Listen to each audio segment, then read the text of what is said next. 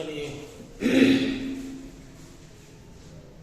मुख्यमंत्री अभ्युदय योजना ललितपुर में आपका स्वागत है। जो आज का टॉपिक दिया गया है वो केस स्टडी से संबंधित है। इसके पहले भी आपको 2 वीडियो पहले डाले गए होंगे केस स्टडी से संबंधित, उसका सॉल्यूशन कैसे दिया जाए। तो जो केस स्टडी से संबंधित हैं वो जो एथिक्स का पेपर नंबर जो 4 है उसमें लास्ट के जो 6 प्रश्न आते हैं वो एथिक्स से संबंधित ही होते हैं। 250 शब्दों में लिखना होता है, 20 अंक का प्रश्न होता है। तो जो मेंस का जो केस स्टडी वाला टॉपिक है तो पिछले बार 2 वीडियो आपको दे दिए गए हैं। इस बार जो वीकली जो टर्म लगा है उसमें 3 वीडियो केस स्टडी 3, 4 और 5 आपको लगातार मंडे, ट्यूजडे और वेडनेसडे को दिए जाने हैं। तो जो केस स्टडी से संबंधित हैं पहले आपको फॉर्मेट वगैरह बताए गए होंगे। आज जो आपको क्योंकि दिया जा रहा है ये जानकारी आपको पहले दी गई होगी कि केस स्टडी से संबंधित किस प्रकार के प्रश्न पूछे जाते हैं।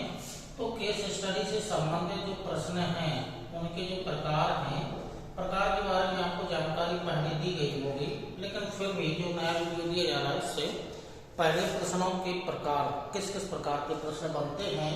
तो जो पहले प्रकार का जो प्रश्न होता है वो विकल्प से संबंधित होता है, इनकी विकल्प से संबंधित। इसमें या तो विकल्प आपको दिए गए होंगे या फिर विकल्प आपको चुनना होंगे, ये पहला प्रश्न होता है। तो इस प्रकार के प्रश्न पूछे गए थे और इस प्रकार के प्रश्न जो पूछे गए हैं तो एक साल की स्टडी आपको पहले दी गई होगी। जो दूसरे प्रकार का होता है प्रश्न पूछे जा सकते हैं वो होते हैं नैतिक। जो नैतिक मुद्दे होते हैं वो नैतिक मुद्दों से संबंधित प्रश्न पूछे जा सकते हैं। जो तीसरा प्रकार का प्रश्न बन सकता है वो समस्या से संबंधित होता है और समस्या का समाधान आपको देना होता है। और जो चौथे प्रकार का प्रश्न बन सकता है वो जो चौथे प्रकार का प्रश्न बन सकता है वो जो होते हैं विभिन्न मुद्दे होते हैं, विभिन्न या विभिन्न चुनौतियों वाले मुद्दे होते हैं। ठीक है, विभिन्न चुनौतियों वाले मुद्दे होते हैं।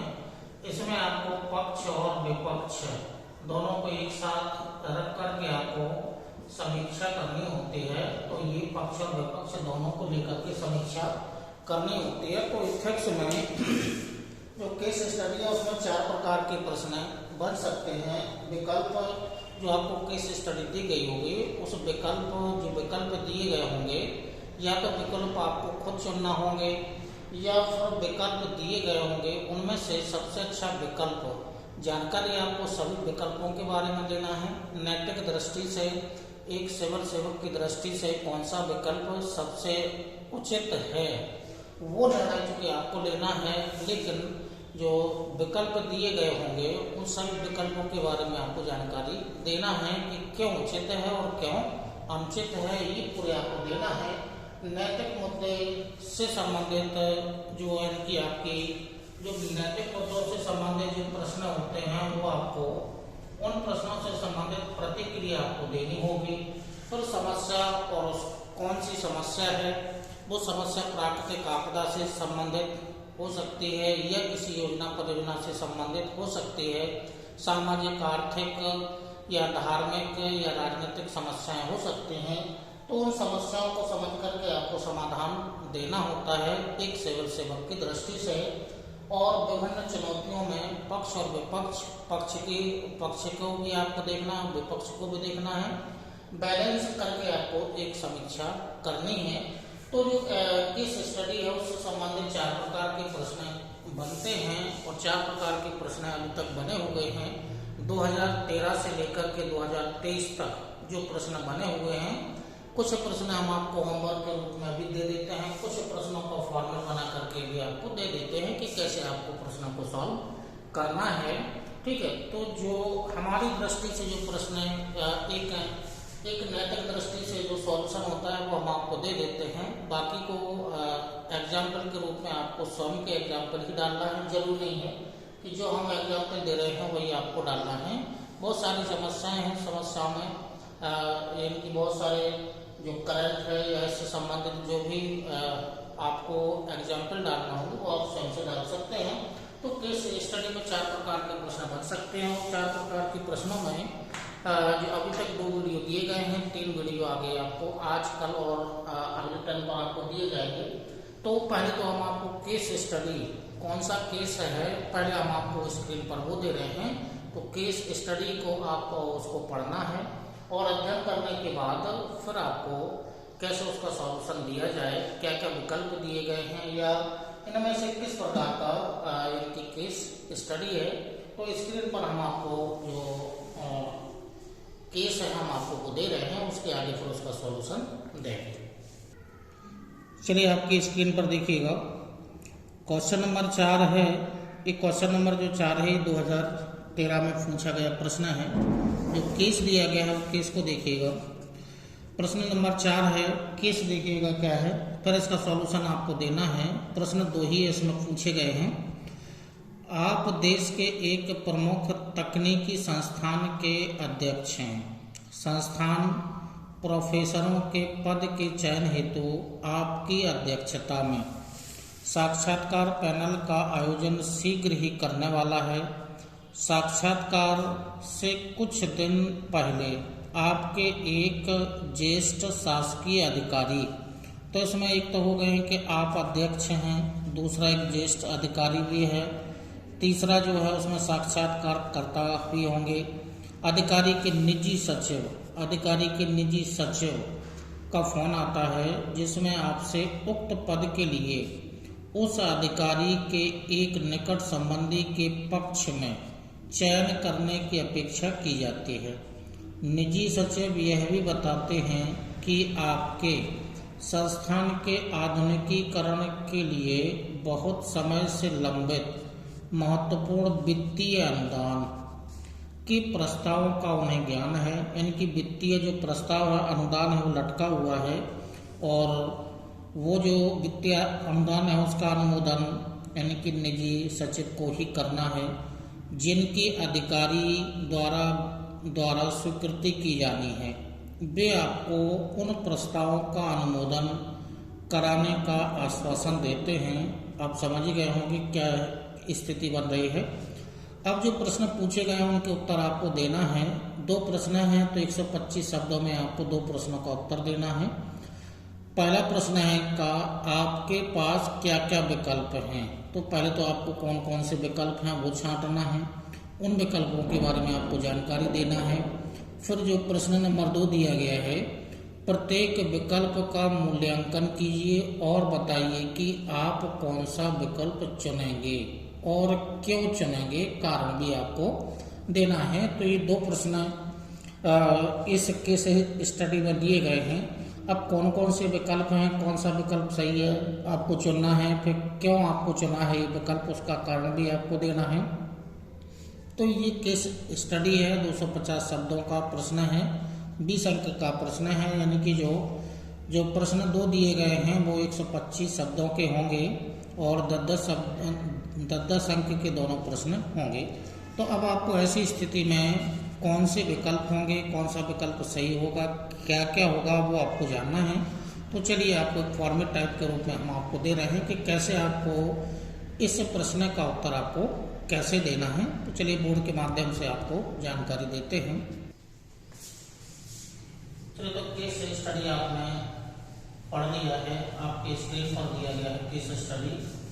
अब ये जो प्रश्न आपको दिया गया है वो पहले प्रकार का प्रश्न है। पहले प्रकार का प्रश्न यानी कि आपको विकल्प दिए नहीं गए हैं, विकल्प आपको स्वयं चुनना है और विकल्प चुन करके और आपको उसका आंसर देना है। सभी विकल्पों के बारे में वार्तालाप करनी है। जो भी विकल्प उसमें से केस स्टडी में से जो भी विकल्प निकल रहे होंगे, प्रत्येक विकल्प के बारे में आपको जानकारी देना है और उन विकल्पों में से जो भी उचित होगा उसका कारण सहित एक सिविल सेवक की दृष्टि से आपको एक प्रश्न का उत्तर आपको देना है। तो देखिएगा इसमें जो हित समूह हैं, जो हित समूह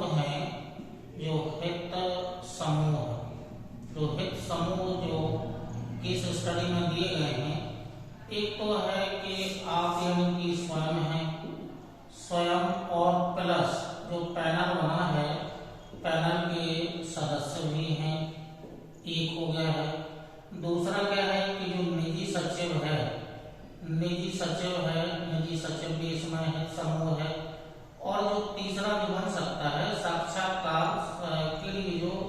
साक्षात्कार देने आए हैं तो साक्षात्कारकर्ता भी होगा,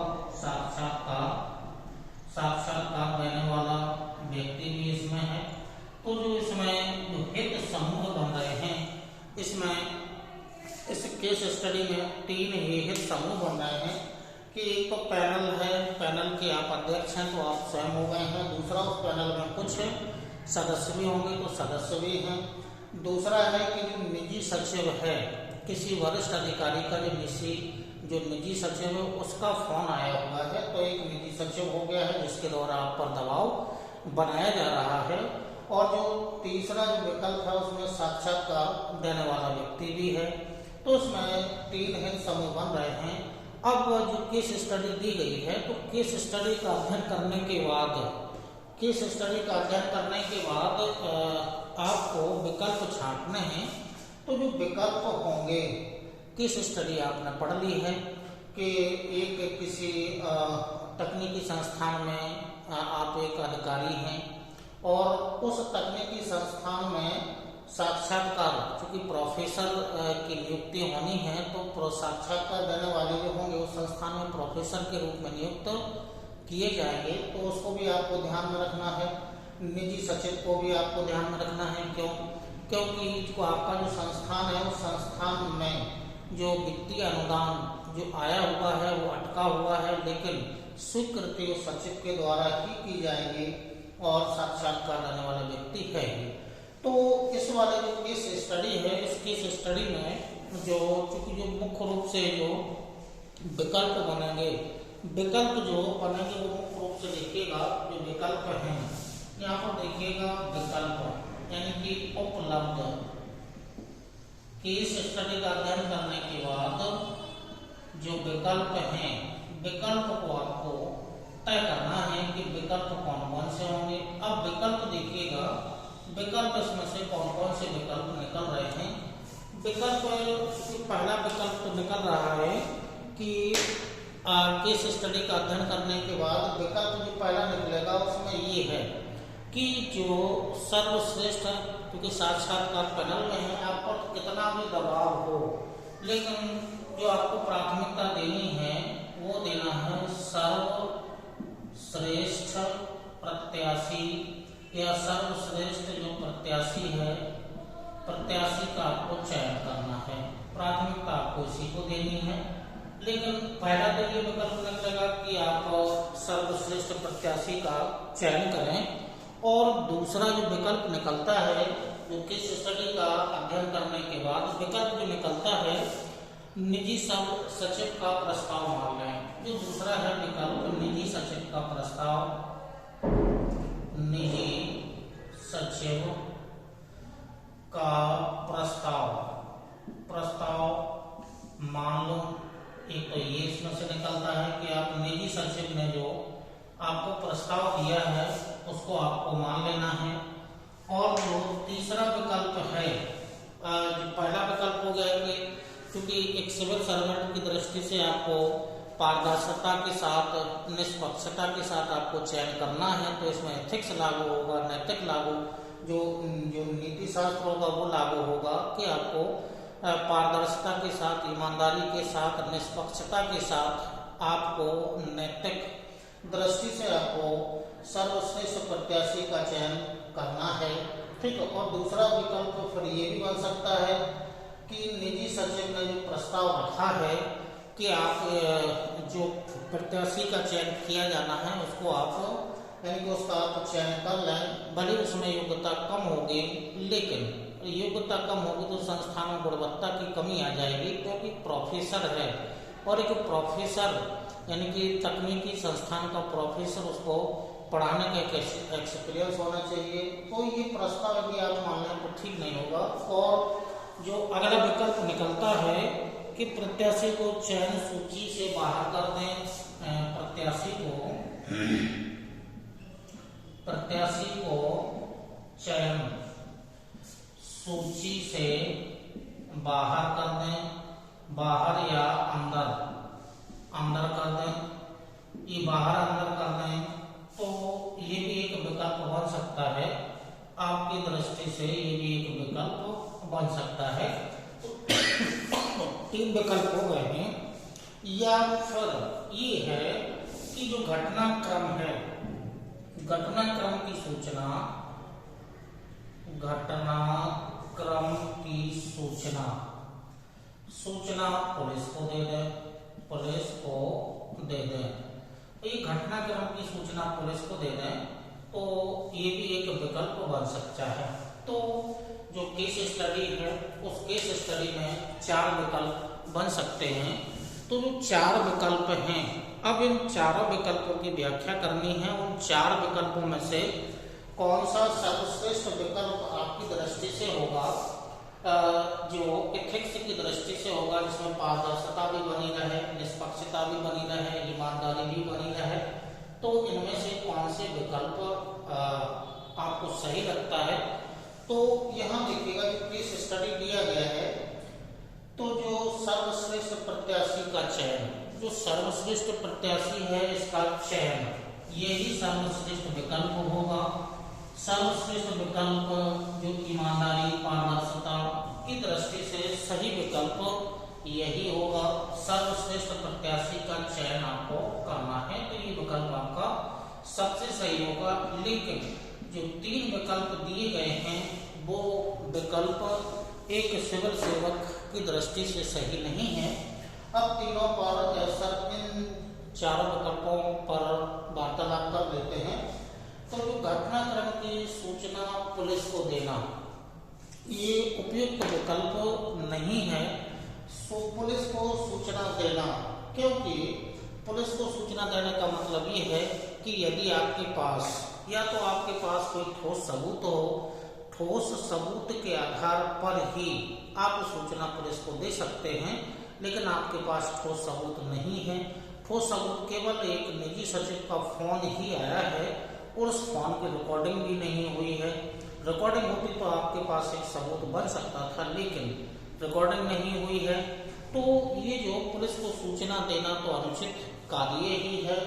ऐसी स्थिति में आपको पुलिस को सूचना नहीं देनी है, क्योंकि आपके पास कोई ठोस सबूत नहीं है। तो घटनाक्रम की सूचना पुलिस को देना ये विकल्प उचित नहीं है, क्योंकि जो सबूत है वो ठोस सबूत का आपके पास अभाव है। जो विकल्प नंबर 3 दिया गया, प्रत्याशी को चयन सूची से बाहर करना या अंदर करना, ये आपकी दृष्टि से उचित नहीं है।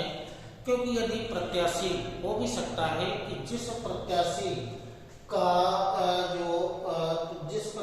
की सिफारिश निजी सचिव के द्वारा की गई है, हो सकता है कि वह प्रत्याशी सर्वश्रेष्ठ हो, योग्य हो, इनकी तकनीकी की दृष्टि से एक अच्छा प्रोफेसर बनने की योग्यता रखता हो, ऐसा भी हो सकता है। तो चयन सूची से बाहर करना या अंदर करना, या आपकी दृष्टि से ये हो कि नहीं हमें तो कम नंबर देना है पैनल के माध्यम से, चूंकि अध्यक्ष आप हैं तो नंबर आपको ही देना है। आपका जो पैनल होगा वो एक सहायता के रूप में होगा, लेकिन नंबर चूंकि आपको ही देना है। तो आपके दिमाग में ये नहीं होना चाहिए कि हम किसी भी दृष्टि से, क्योंकि आप पर एक दबाव बनाया गया है, तो आप दबाव की दृष्टि से आपको ये भी नहीं करना है कि आप ये ठान लें कि नहीं या तो हम इससे अंदर कर लें या फिर बाहर कर लें। आपको जो प्रोफेसर का इंटरव्यू देने आया है उसकी योग्यता को आप परखिएगा, पैनल उसकी योग्यता को परखेगा, उसी आधार पर ही आपको उसे या तो अंदर करो या बाहर करो। दबाव की दृष्टि से या एक रंजिश के माध्यम से आपको अंदर और बाहर नहीं करना है। तो ये भी चूंकि उचित विकल्प नहीं है। फिर जो दूसरा विकल्प दिया गया है कि निजी सचिव का प्रस्ताव मान लें, और एक नैतिक दृष्टि से निजी सचिव का प्रस्ताव डायरेक्ट मान लेना, ये भी नैतिक दृष्टि से एक सिविल सेवक की दृष्टि से ये भी ठीक नहीं है। क्योंकि हो सकता है कि जो उम्मीदवार जो साक्षात्कार देने आया है तो वो हो सकता है कि उसकी योग्यता वो इनकी प्रोफेसर पद के लिए योग्य नहीं है, पढ़ाने के लिए योग्य नहीं है, उसमें योग्यता कम है। तो लेकिन ऐसा तो हो सकता है कि जो निजी सचिव है उसने आपको एक प्रस्ताव दिया है कि जो आपका पहले से आधुनिकीकरण के लिए, संस्थान के आधुनिकीकरण के लिए जो वित्तीय अनुदान है वो कई वर्षों से लटका हुआ है। तो उसमें एक लाभ हो सकता है कि आपको वित्तीय अनुदान प्राप्त हो सकता है, लेकिन नैतिक दृष्टि से एक कम योग्यता वाला व्यक्ति यानी कि संस्थान में प्रवेश कर जाएगा और ऐसे एक प्रकार से परंपरा भी डल जाएगी। तो ये डायरेक्ट नहीं है कि निजी सचिव का प्रस्ताव को मान लें, क्योंकि नैतिक दृष्टि से ठीक नहीं है, आपके संस्थान की दृष्टि से ठीक नहीं है। कम योग्यता वाले व्यक्ति का प्रवेश संस्थान में हो जाएगा। तो शैक्षिक जो गुणवत्ता होगी, जो शैक्षिक गुणवत्ता होगी, जो शैक्षिक जो गुणवत्ता होगी उसमें कमी आ जाएगी, शैक्षिक गुणवत्ता में कमी आ जाएगी। लेकिन ये दूसरी तरफ ये भी है कि आपको एक वित्तीय अनुदान प्राप्त हो जाएगा, लेकिन वित्तीय अनुदान तो कुछ समय के लिए ही रहेगा, आधुनिकीकरण की कोई जल्दी आवश्यकता नहीं। लेकिन जो शिक्षा है वो गुणवत्ता परक होनी चाहिए। तो ये भी एक सिविल सर्विस की दृष्टि से उपयुक्त विकल्प नहीं है। लेकिन जो सर्वश्रेष्ठ प्रत्याशी का चयन है, आपको किसी दबाव में नहीं आकर के आप और आपके पैनल को उस प्रत्याशी की शैक्षिक योग्यता गुणवत्ता को आपको परखना है और उस गुणवत्ता के आधार पर ही आपको उस प्रत्याशी का चयन करना है। तो जो उपलब्ध जो विकल्प हैं, 4 प्रकार के विकल्प बन सकते हैं और 4 विकल्पों में क्योंकि जो नीचे वाले जो 3 विकल्प हैं ये एक सिविल सर्वेंट की दृष्टि से उपयुक्त नहीं है। सर्वश्रेष्ठ प्रत्याशी का चयन करना ही है। तो इसमें क्योंकि सर्वश्रेष्ठ प्रत्याशी का चयन करेंगे तो कारण भी आपको देना है कि किस कारण से। तो पहला कारण तो ये होगा कि जो शैक्षिक गुणवत्ता होगी, यानी कि गुणवत्ता में वृद्धि होगी। गुणवत्ता में वृद्धि होने के साथ साथ में निष्पक्षता भी आएगी। निष्पक्षता के साथ साथ में पारदर्शिता भी आएगी। पारदर्शिता के साथ साथ में ईमानदारी, इंटीग्रिटी, ऑनेस्टी ये भी आएगी। तो इन नैतिक मुद्दों को या नैतिक जो पक्ष है उसको ध्यान में रखते हुए प्रत्याशी का चयन आपको करना है। तो जो 4 विकल्प दिए गए हैं, चारों विकल्पों के बारे में लिखने के साथ साथ अंत में जो ये है कि पहला प्रश्न जो ए दिया गया है, ये 4 विकल्प ये हैं। जो बी जो प्रश्न दिया गया है, जो बी है कि सर्वश्रेष्ठ विकल्प कौन सा होगा और क्यों होगा, उसको कारण शायद आपको सर्वश्रेष्ठ विकल्प ये होगा, इनकी नंबर 1 होगा। और क्यों होगा? गुणवत्ता में, शैक्षिक गुणवत्ता में वृद्धि होगी, निष्पक्षता आएगी, पारदर्शिता आएगी, ईमानदारी आएगी और भी कई नैतिक मुद्दे हो सकते हैं। तो इस दृष्टि से जो विकल्प नंबर जो 1 है वो, जो प्रश्न नंबर जो बी है उस दृष्टि से सबसे उपयुक्त है। तो ये जो केस स्टडी आपको दी गई है, पहली केस स्टडी, इसमें जो आपको जो फॉर्मेट बना करके दिया गया है इन्हीं के बारे में आपको लिखना है। और बी प्रश्न का उत्तर सर्वश्रेष्ठ क्यों है और कारण ये है कि ये एथिक्स की दृष्टि से ये आपको देना है। तो इसी क्रम में जो दूसरा केस स्टडी है वो भी आपको इसी क्रम में दिया जाएगा। तो आगे इसी क्रम में चलिए देखिए, ये क्वेश्चन नंबर 6 है जो 2014 जो सिविल सर्विस जो 2014 का जो मेंस एग्जाम हुआ था उसमें केस स्टडी का जो एथिक्स का पेपर नंबर 4 है उसमें प्रश्न नंबर 6 जो पूछा गया था वो केस क्या है, वो आप केस स्टडी के माध्यम से देख लीजिएगा। केस है हमारे देश में ग्रामीण लोगों का कस्बों यानी कि गांव और शहरों की ओर प्रवसन यानी कि जो तेजी से यानी कि उनका आगमन हो रहा है, प्रवसन हो रहा है, माइग्रेशन हो रहा है, तेजी से प्रवसन तेजी के साथ बढ़ रहा है। यह ग्रामीण और नगरीय दोनों क्षेत्रों में विकट समस्या पैदा कर रहा है। वास्तव में स्थिति यथार्थ में अप्रबंधनीय होती जा रही है।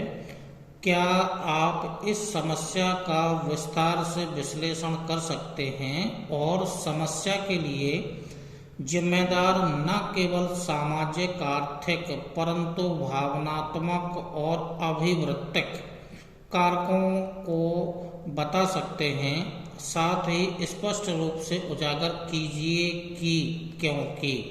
प्रश्न 3 दिए गए हैं। पहला प्रश्न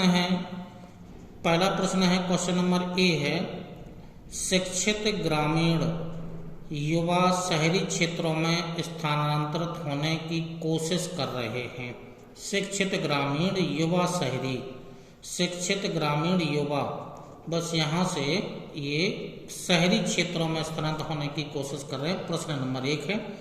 प्रश्न नंबर 2 है, भूमिहीन निर्धन लोग नगरीय मलिन बस्तियों में प्रवसन कर रहे हैं। प्रश्न नंबर 2 है। प्रश्न नंबर 3 है, प्रश्न नंबर 3, यहाँ तक कि कुछ किसान अपनी जमीन बेच रहे हैं और शहरी क्षेत्रों में छोटी मोटी नौकरियां लेकर बसने की कोशिश कर रहे हैं। प्रश्न 3 दिए गए हैं। प्रश्न 3 दिए गए हैं और आप कौन से साध्य कदम उठा सकते हैं जो हमारे देश की इस गंभीर समस्या का नियंत्रण करने में प्रभावी होंगे? इन 3 प्रश्नों के उत्तर आपको देना है। समस्या गांव से लोग ग्रामीण क्षेत्र में, गांव से लोग हैं वो शहरी क्षेत्रों में आकर के बस रहे हैं। तो एक तो गांव से पलायन कर रहे हैं, तो क्यों कर रहे हैं उसका कारण आपको जानना है, और शहरी क्षेत्रों में किस कारण से ये पलायन हो रहा है। और दूसरा है कि शहरी क्षेत्रों में जनसंख्या का घनत्व अधिक बढ़ने से विभिन्न प्रकार की समस्याएं उत्पन्न हो रही हैं। तो इन 3 प्रश्नों के अंतर्गत ये समाहित आपको आंसर देना है। तो क्या क्या फॉर्मेट बन सकते हैं, क्या क्या उपलब्ध विकल्प चूंकि दिए गए हैं, लेकिन समस्या का समाधान आपको ढूंढना है।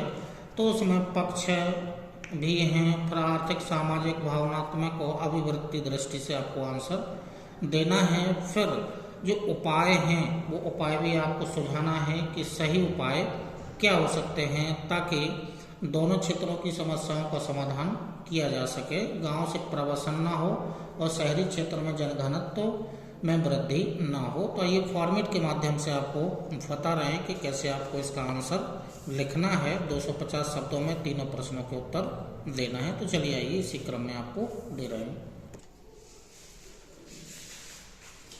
चलिए दोस्तों, तो इसी क्रम में कौन कौन से कारक बन सकते हैं, क्या क्या आपके पास, क्योंकि विकल्प नहीं दिए गए हैं, एक तुलनात्मक अध्ययन आपको करना है। शहरी क्षेत्रों की क्या समस्याएं उत्पन्न हो सकती हैं, ग्रामीण क्षेत्रों से पलायन क्यों किया जा रहा है या क्यों लोग ग्रामीण क्षेत्रों से पलायन कर रहे हैं। तो इसमें आपके फॉर्मेट के माध्यम से आपको प्रश्न का उत्तर आपको कैसे लिखना है ये आपको जानकारी बोर्ड के माध्यम से फॉर्मेट बना करके आपको दे रहे हैं। तो यहाँ पर जो पक्ष हैं, पक्ष तो चूंकि 2 ही हैं। पक्ष कौन से हो सकते हैं? पक्ष इसमें 2 ही हैं, एक तो ग्रामीण पक्ष है और दूसरा शहरी पक्ष है। ये पक्ष 2 ही है, 2 ही क्षेत्रों की समस्याएं हैं। तो पक्ष इसमें 2 ही उपलब्ध हैं। तो क्योंकि गांव में क्या है, कार्यशील, एक तो लास्ट में ये होगा कि यदि पलायन करेंगे तो कार्यशील जो जनसंख्या होगी, कार्यशील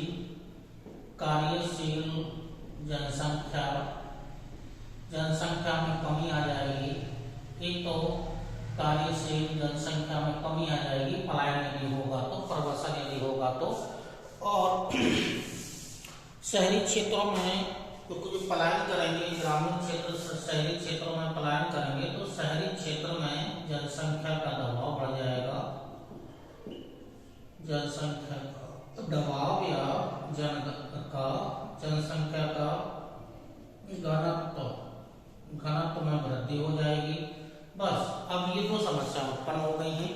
एक, ग्रामीण क्षेत्र से पलायन क्यों हो रहा है वो कारण आपको जानना है। दूसरा, जो ग्रामीण क्षेत्र से जो युवा हैं जो शिक्षित युवा हैं वो शहरी क्षेत्र की ओर या शहरों में पलायन कर रहे हैं। तो शहरों में पलायन करने का मतलब है कि वहाँ पर जनसंख्या का दबाव ज़्यादा हो जाएगा, तो बहुत सारी वहाँ पर जो समस्याएं उत्पन्न होंगी, लाइट की समस्या की, बिजली की समस्या होगी, रहने की समस्या होगी, और जो बहुत सारी जो समस्याएं होंगी वो जो शहरों से संबंधित समस्याएं, जो पॉल्यूशन से संबंधित समस्याएं, जल से संबंधित समस्याएं, ये बहुत सारी समस्याएं जनघनत्व बढ़ने से उत्पन्न होंगी।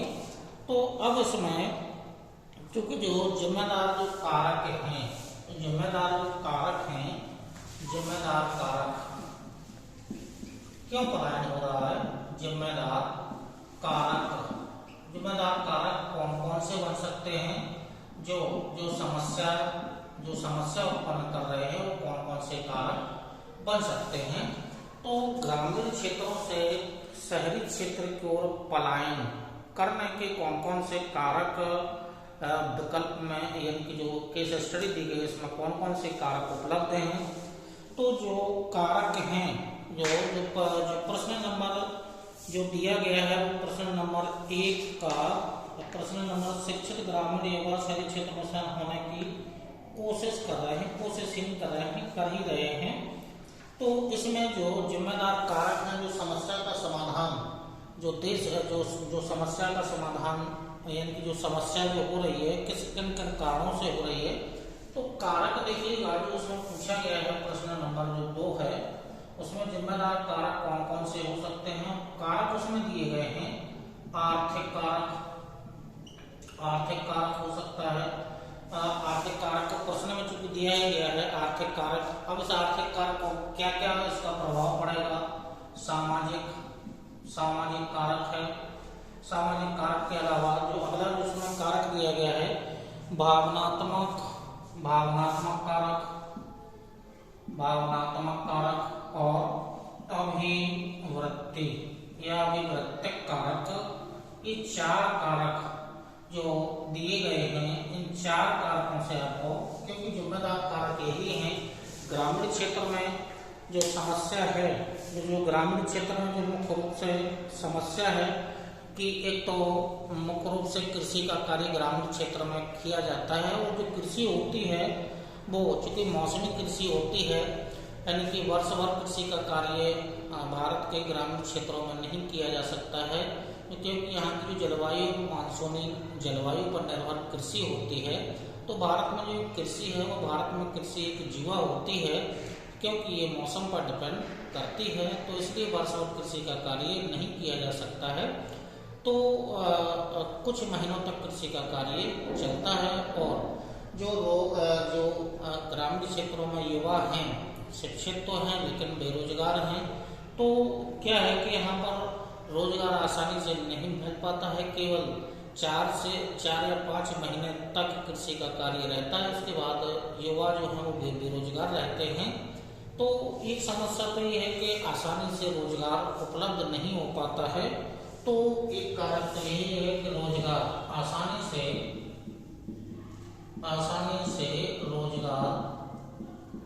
रोजगार उपलब्ध नहीं होता है।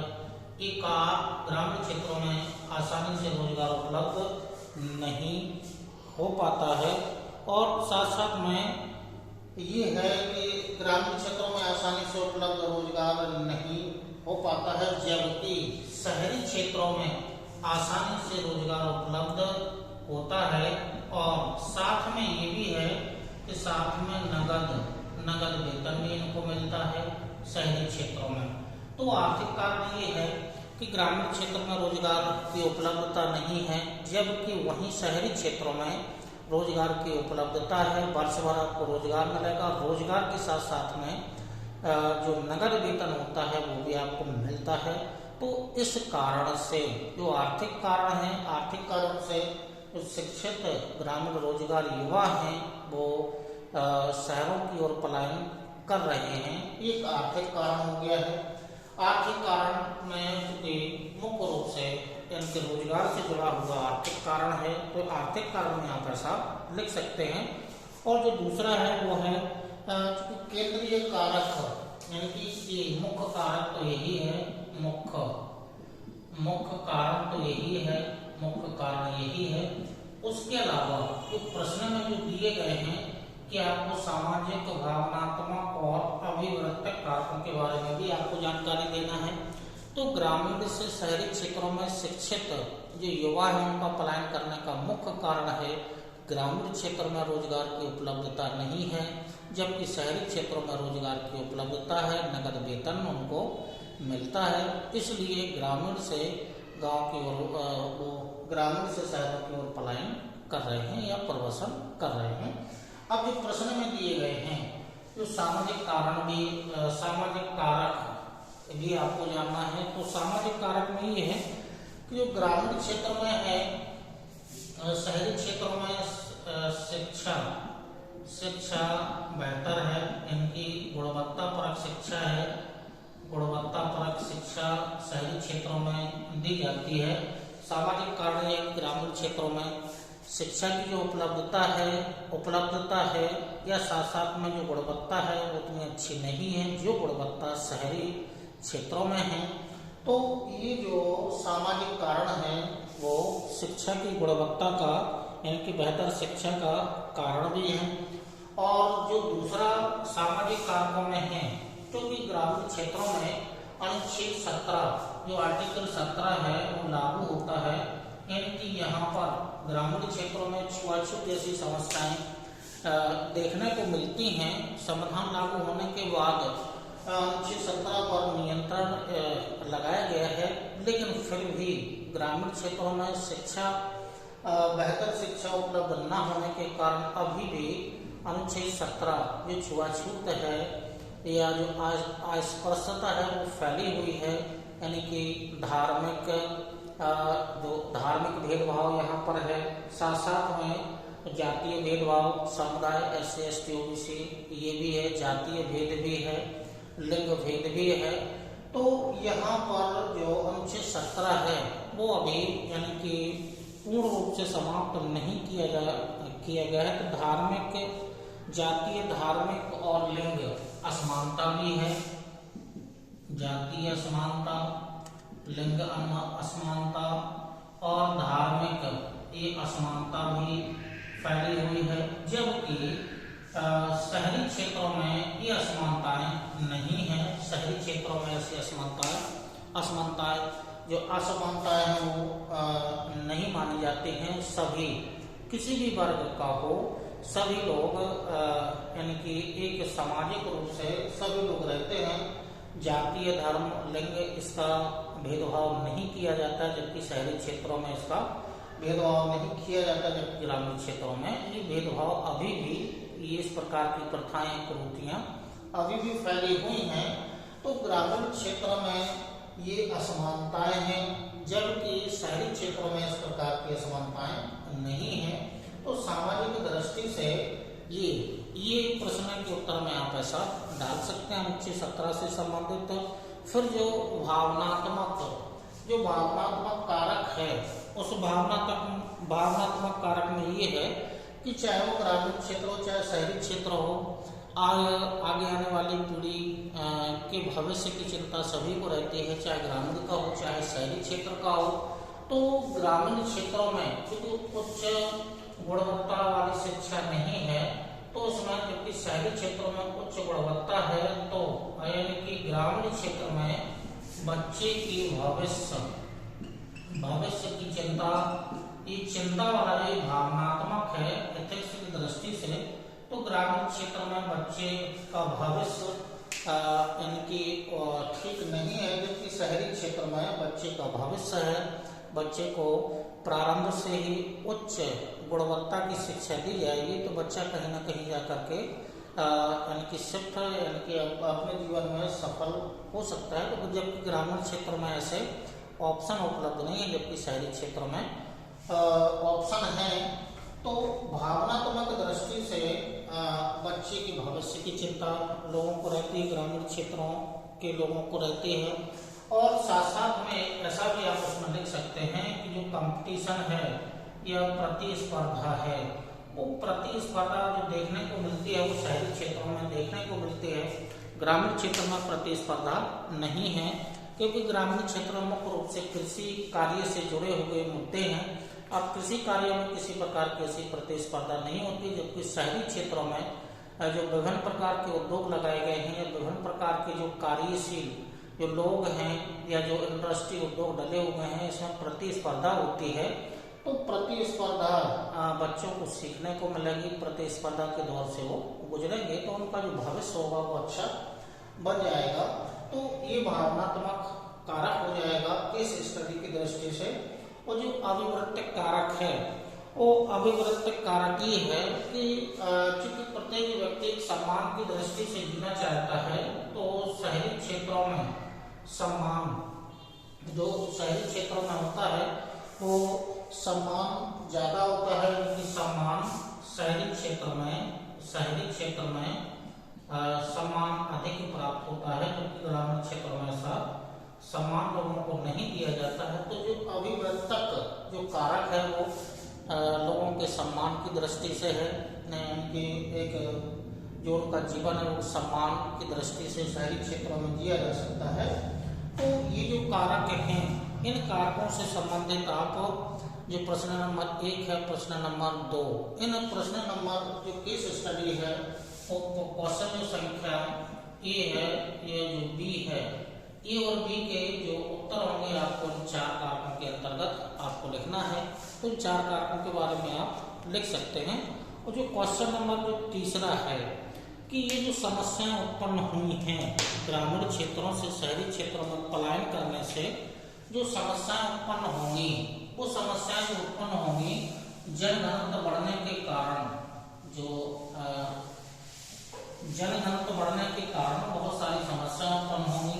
पर्यावरण से संबंधित समस्याएं, आवास से संबंधित समस्याएं, प्रदूषण से संबंधित जो समस्याएं होंगी, बिजली की समस्या, पानी की समस्या। तो ये जो विभिन्न प्रकार की डेंसिटी बढ़ने से समस्याएं उत्पन्न होंगी, तो वो समस्याओं का उपाय कैसे आप दे सकते हैं। तो जो उपाय आपको देना है वो क्या उपाय हैं, आपके अनुसार क्या उपाय दिए जा सकते हैं।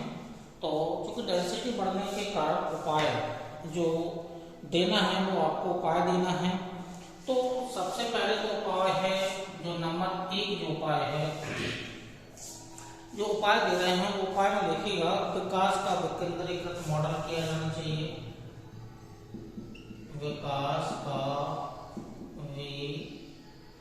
विकेंद्रीकृत मॉडल एक उपाय ये है। जो दूसरा उपाय गांव की आधारभूत संरचना पर बल दिया जाना चाहिए। गांव की आधारभूत संरचना पर बल दिया जाए। और जो तीसरा है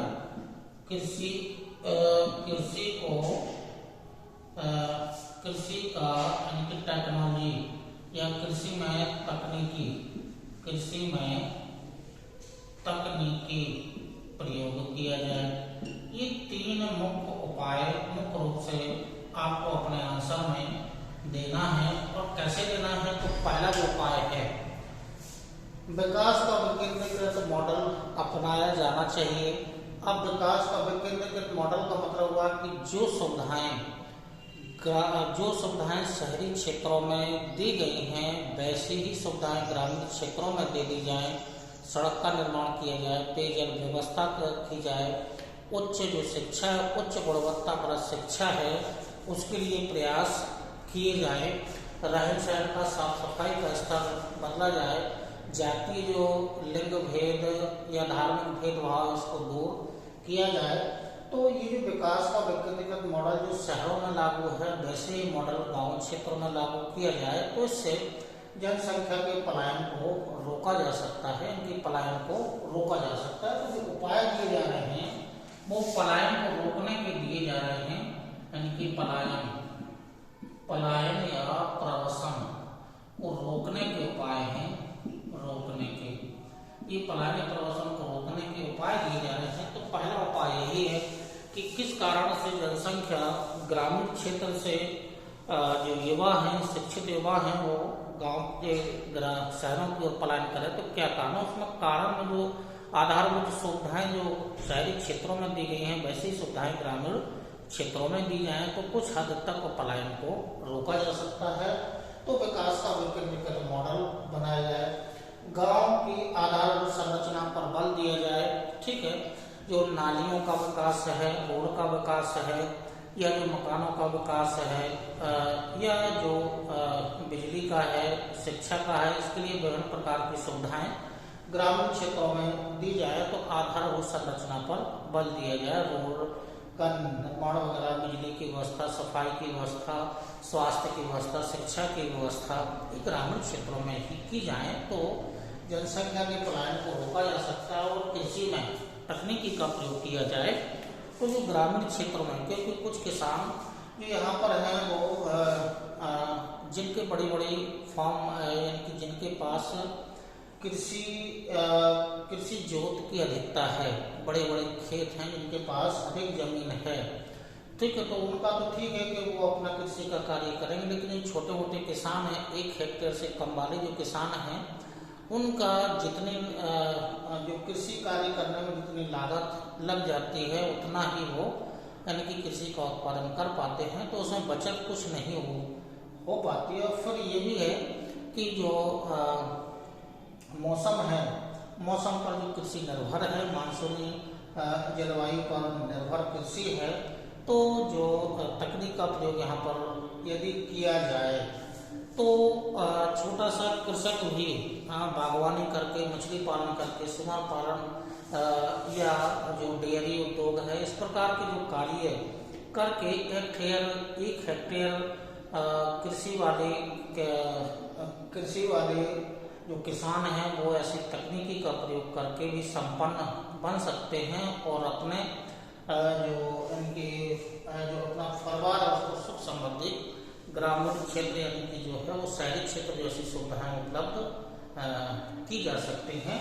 तो कृषि में तकनीक का प्रयोग करके, सिंचाई के साधन उपलब्ध करके, विभिन्न प्रकार के उद्योग, छोटे मोटे जो उद्योग हैं उनको अपना करके और कृषि में तकनीकी हाइब्रिड बीज, सिंचाई के साधन और उर्वरक सबका प्रयोग करके भी आप यानी कि लाभ 1 हेक्टेयर वाली कृषि में भी अधिक लाभ कमा सकते हैं।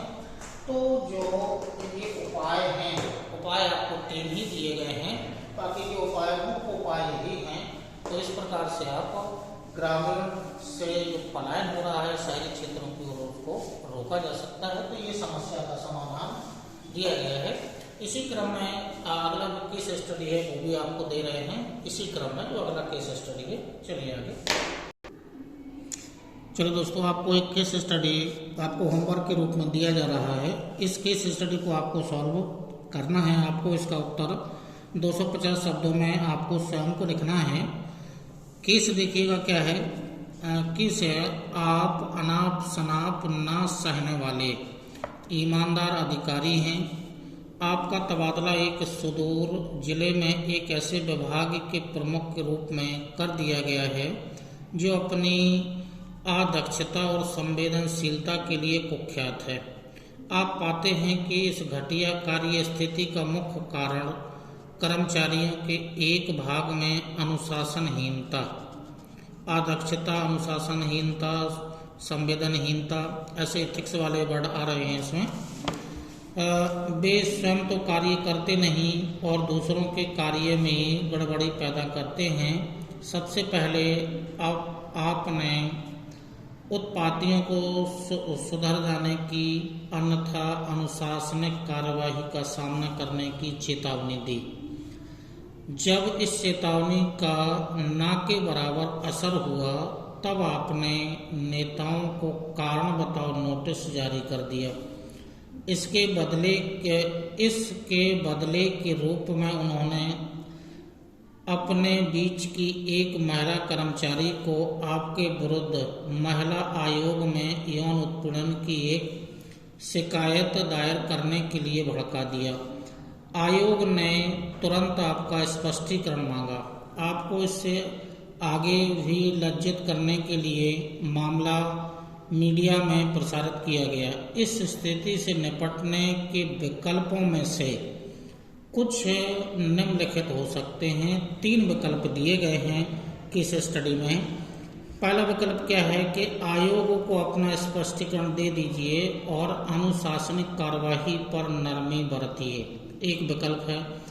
दूसरा है आयोग को नजरअंदाज कर दीजिए और अनुशासनिक कार्यवाही को मजबूती के साथ आगे बढ़ाइए।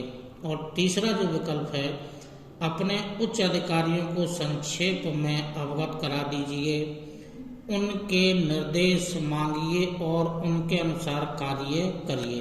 उपलब्ध विकल्प 3 हैं, तीनों के बारे में आपको जानकारी देना है और कोई अन्य संभव विकल्प सुझाइए, सभी का मूल्यांकन कीजिए और अपने कारण बताते हुए अच्छा विकल्प स्पष्ट कीजिए। तो इसमें जो विकल्प आपको जो दिए गए हैं, जो ऊपर वाले विकल्प आपको दिए गए हैं, उन विकल्पों में से आपको सभी विकल्पों के बारे में आपको जानकारी देना है और सभी विकल्पों के बारे में जानकारी देकर के आपको जो सबसे अच्छा विकल्प है वो आपको छांटना है। तो इसमें यह है कि पहला, आयोग को अपना स्पष्टीकरण दे दीजिए, अनुशासनिक कार्रवाई पर नरमी बरतिए, विकल्प ये है। दूसरा विकल्प नजरअंदाज है। तीसरा, उच्च अधिकारियों को सूचित करिए। तो इसमें से जो सबसे अच्छा विकल्प बनेगा वो पहले तो हितधारक कौन कौन से इसमें आपको होंगे कि एक तो आप हैं, दूसरे जो आपके कर्मचारी हैं वो हैं, और जो तीसरे हैं उच्च आपके पदाधिकारी हैं। तो इसमें हितधारक समूह बन जाएंगे। तो जो विकल्प दिए गए हैं उन पूरे केस स्टडी को पढ़ने के बाद जो विकल्प दिए गए हैं वो विकल्प को आपको कौन कौन से गुण होंगे, कौन कौन से दोष होंगे, ये दोष और गुणों का तीनों विकल्पों का अध्ययन करने के बाद फिर आपको एट लास्ट में सबसे अच्छा विकल्प क्या होगा वो आपको यानी कि उस विकल्प का आपको मूल्यांकन करना है। तो चलिए, ये आपको होमवर्क के रूप में है, ये जो केस स्टडी है आपको होमवर्क के रूप में है। नेक्स्ट टर्न पर आपको इसी प्रकार के केस स्टडी आपको दिए जाते रहेंगे। तो आइएगा देखते हैं। चलिए दोस्तों, जो आपको होमवर्क में केस स्टडी दी गई है उस केस स्टडी में आपको विकल्प आपको दिए गए हैं। जो आपको विकल्प दिए गए हैं उन पर आपको चर्चा करनी है। तो जो केस स्टडी है उस केस स्टडी के माध्यम से स्क्रीन पर आपको केस स्टडी दी गई थी। केस स्टडी को ध्यानपूर्वक से पढ़िएगा और जैसा प्रश्न पूछा जा रहा है आप अपनी समझ से उस प्रश्न का उत्तर आपको देना है। तो इसी क्रम में जो नेक्स्ट टर्न पर या जो कल का जो वीडियो होगा वो इसी क्रम में आपको दिए जाएंगे, वो भी केस स्टडी से ही संबंधित होंगे। तो आगे वाले जो केस स्टडी से संबंधित होंगे वो अलग प्रकार से आपको केस स्टडी आपको दी जाएगी। तब तक के लिए नमस्कार, धन्यवाद और जय हिंद।